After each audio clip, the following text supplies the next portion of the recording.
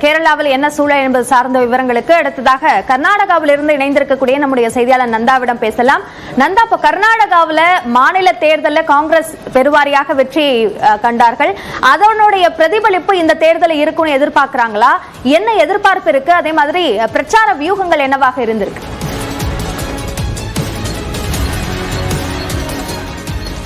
அப்படியா 28 மக்களவை தொகுதிகளை கொண்ட கர்நாடகாவை பொறுத்தவரை 2 கட்டங்களாக வாக்குப்பதிவு நடக்குது. இதுல வரக்கூடிய வெள்ளிக்கிழமை 26ஆம் தேதி முதற்கட்ட வாக்குப்பதிவு நடைபெற இருக்கிறது. இந்த முதற்கட்ட வாக்குப்பதிவை பொறுத்தவரைக்கும் தெற்கு பெங்களூரு, அதே போல மத்திய பெங்களூரு, அதே போல வடக்கு பெங்களூரு, அதே போல மண்டியா, மைசூரு, கோலாறு உள்ளிட்ட 14 தொகுதிகளுக்கு முதற்கட்டத்தில் வாக்குப்பதிவு நடைபெறுகிறது. இந்த முதற்கட்ட வாக்குப்பதிவு நடைபெறக்கூடிய 14 தொகுதிகளும் பழைய மைசூரு பிராந்தியத்திற்கு உட்பட்டவை. 2019 மக்களவை தேர்தலை பொறுத்தவரை மொத்தம் இருக்கக்கூடிய 28 தொகுதிகளில் 25 தொகுதிகளை பாஜக கைப்பற்றியிருந்தது. காங்கிரஸ் வசம் இருக்கக்கூடிய ஒரே ஒரு தொகுதியாக பார்க்கப்படுவது பெங்களூரு ரூரல் தொகுதி.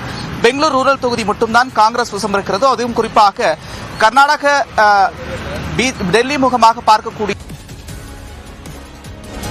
போல அவரை வீழ்த்துவதற்காக பாஜக அதே போல மதச்சார்பற்ற ஜனதா தளம் தீவிரம் காட்டி வருகிறது.